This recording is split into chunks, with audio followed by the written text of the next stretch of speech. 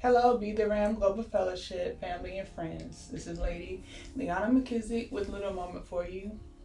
I feel like it's been a while since I've had a moment recorded, but just know that I have a quite a few of them that I'm ready to share with you. Also, over the next few weeks, I'll be doing so um, with teaching and basketball season and running ministry and multiple businesses from home. Um, at times, time gets away from you. But anyway, I am excited for how we have been growing over these past few weeks. We've had new members, we have new viewers, some viewers for the first time every week, and so that's pretty exciting. And I'm just grateful for what God has in store for us. So, this moment that I'm going to share with you, I'm going to call it being the light. And I remember probably oh, years ago, maybe 6 or 7 years ago, I remember I kind of had a situation that was sort of a negative situation, but I chose to take the high road. Now, I'm saying this is with lots and lots of practice and lots of, okay, like counting 10 or whatever the case may be. I had a situation, and I believe this was a time where I was coaching, and so there was a situation that was going on, and I remember someone asked me, Noel, why aren't you like retaliating? Like, why aren't you like going back and forth with this person about the situation? And so I said, well, I have people watching me. Um, I took on this position as being a coach, so it's important that I respond in the right way because people are watching. Um, and then there was another situation, very similar. I was no longer coaching, just because at this point I was married and I had Amani, so I wasn't coaching anymore.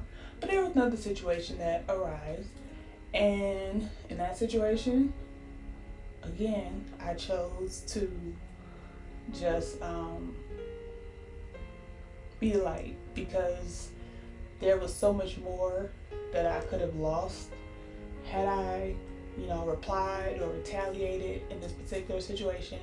So again, I took the high road and I thought I was going to be the light because, again, people were watching. Um, and I didn't want the people who I knew were looking up to me, which at this point were my students, and other members of the community. I just didn't want to throw them off. I didn't want them to be unsure about how they should respond to certain situations.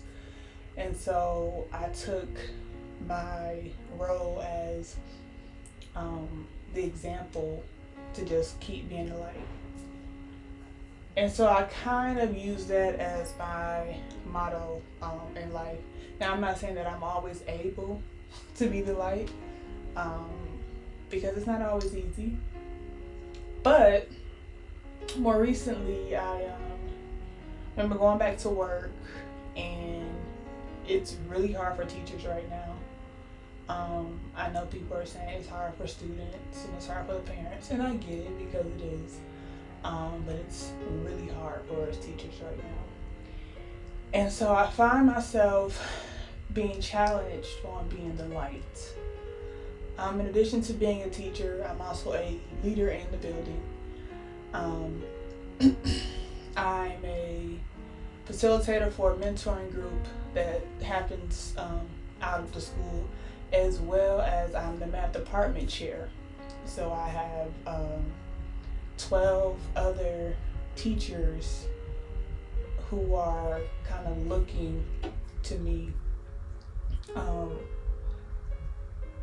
as a leader.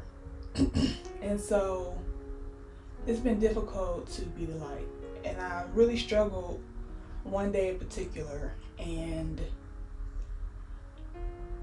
the encourager, if you will, needed some encouraging, right? I didn't feel so bright. I didn't feel like being the light. Because I'm like, I'm overwhelmed too. I'm tired too. But then I thought about the fact that every light has a source, right, that is connected to. Whether it's natural light or artificial light, there's always a source.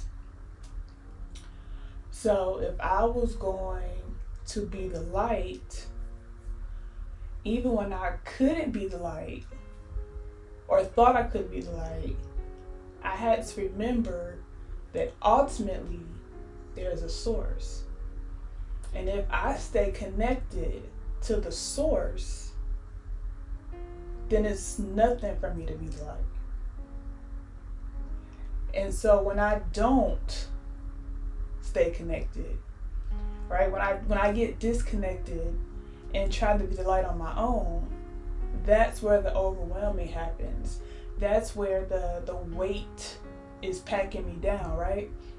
But every light has a source. And I'm talking about the ultimate source.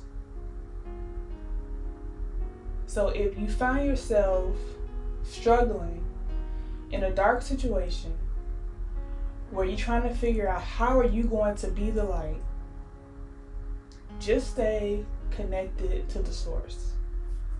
And when you feel disconnected, just get reconnected. Well, how do we do that? We do that by praying, by worshiping, by just talking to God, having a conversation. So me and God, we talk a lot in my car, because that's pretty much the only place where I'm alone until I pick up money from after school care. Other than that, I'm always surrounded by people. So anyway, talk to God. Listen to inspirational music. Listen to your affirmations. Pray, worship. Have that time.